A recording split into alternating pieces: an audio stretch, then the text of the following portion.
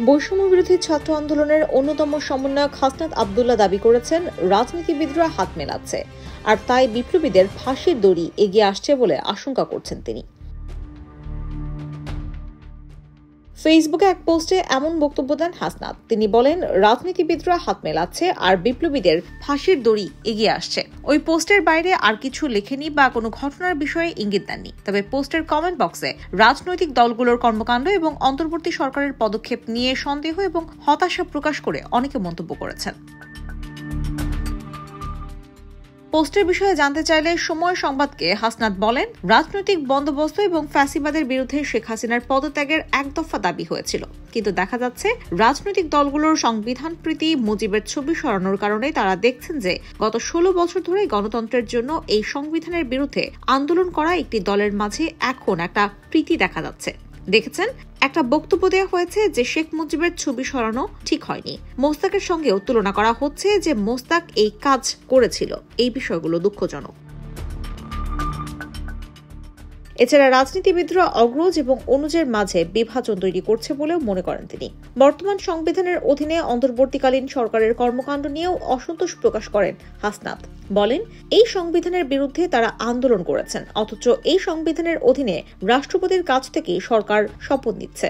এই বিষয়গুলো কোথাও না কোথাও বিপ্লব বা গণঅভ্যুত্থানের স্পিরিটে ঘাটতি তৈরি করছে বলে উল্লেখ করেন হাসনাত। গত রোববার রাষ্ট্রপতির বাসভবন বঙ্গভবনের দরবার হল থেকে শেখ মুজিবুর রহমানের ছবি সরিয়ে ফেলা হয়। এ বিষয়ে অন্তর্বর্তীকালীন সরকারের উপদেষ্টা হিসেবে সদ্য শপথ নেওয়া মাহফুজ আলম বলেন, ৭১ পরবর্তী ফ্যাসিস্ট শেখ মুজিবের ছবি দরবার হল থেকে সরানো হয়েছে। এটা তাদের জন্য লজ্জার যে তারা ৫ আগস্টের পর বঙ্গভবন থেকে তার ছবি সরাতে পারেনি। তবে মানুষের ভেতরে জুলাই স্পিরিট যতদিন থাকবে তাকে আর কোথাও দেখা যাবে না। এই ঘটনা নিয়ে বিএনপির কেন্দ্রীয় কার্যালয়ে এক অনুষ্ঠানে দলটির সিনিয়র যুগ্ম মহাসচিব রুহুল কবির রিজভী বলেন, জাতীয় পর্যায়ে যাদের অবদান আছে তাদের স্বীকার করতে হবে। কেউ অপরাধ করলে ইতিহাস ও জনগণ তার সিদ্ধান্ত নেবে। আওয়ামী লীগের মতো সংকীর্ণ মনা দল বিএনপি নয়। মুজিবের ছবি সরিয়ে দেওয়া উচিত হয়নি। বঙ্গভবন থেকে বঙ্গবন্ধু শেখ মুজিবুরের ছবি নামানো ঠিক হয়নি। খন্দকার মোশতাকও তার ছবি নামিয়েছিলেন আর জিয়াউর রহমান আবার টাঙিয়েছিলেন সেই ছবি। তবে কিছুক্ষণ পরেই নিজের ওই বক্তব্যের সংশোধনী দিয়ে আগের বক্তব্যের জন্য দুঃখ প্রকাশ করেন তিনি। পরের বিবৃতিতে রিজভী উল্লেখ করেন, তিনি মনে করেছিলেন বঙ্গভবনের দরবার কক্ষে যেখানে সব রাষ্ট্রপতির ছবি থাকে সেখান থেকে শেখ মুজিবুরের ছবি নামানো হয়েছে। মূলত ছবিটি সরানো হয়েছিল বঙ্গভবনের অন্য আরেকটি অফিস কক্ষ থেকে। তিনি বলেন, শেখ হাসিনার ফ্যাসিবাদী শাসনে শেখ মুজিবের ছবি রাখার বাধ্যতামূলক আইন করা হয়েছে। ফ্যাসিবাদী আইনের কোনো কার্যকারিতা থাকতে পারে না। অফিস আদালত সর্বত্রই দুঃশাসনের চিহ্ন রাখা উচিত নয়। অনাকাঙ্ক্ষিত বক্তব্যের জন্য তিনি দুঃখিত।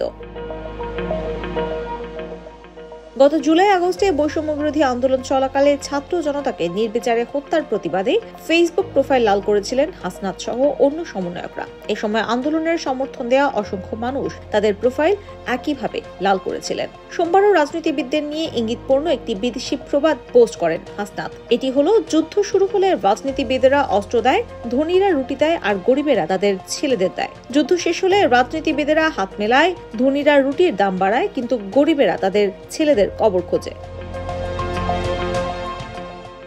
এদিকে প্রোফাইল লাল করার কিছুক্ষণ আগে আরেকটি পোস্টে উপদেষ্টা পরিষদে আকিজ গ্রুপের ব্যবস্থাপনা পরিচালক শেখ বশির উদ্দিন ও চলচ্চিত্র নির্মাতা মোস্তফা সরোয়ার ফারুকীকে জায়গা দেওয়ার সমালোচনা করেন তিনি। হাসনাত লেখেন, বশির ফারুকীকে উপদেষ্টা করার প্রতিবাদ সভা থেকে গ্রেফতার করার ঘটনা চরম ফাইজলামি। এগুলো ভণ্ডামি। কাউকে হাসিনা হয়ে ওঠার চেষ্টা করবেন না। হাসিনারই থোড়াই কেয়ার করছেন, উৎখাত করছেন। শেখ বশির উদ্দিন ও মোস্তফা সরোয়ার ফারুকীকে অন্তর্বর্তীকালীন সরকারের উপদেষ্টা করার প্রতিবাদে চট্টগ্রামের তাওহিদি ছাত্র জনতার ব্যানারে আয়োজিত এক সভা পণ্ড হয়ে যায়। ওই সভা থেকে 5 জনকে আটক করে police. IBTV USA news desk.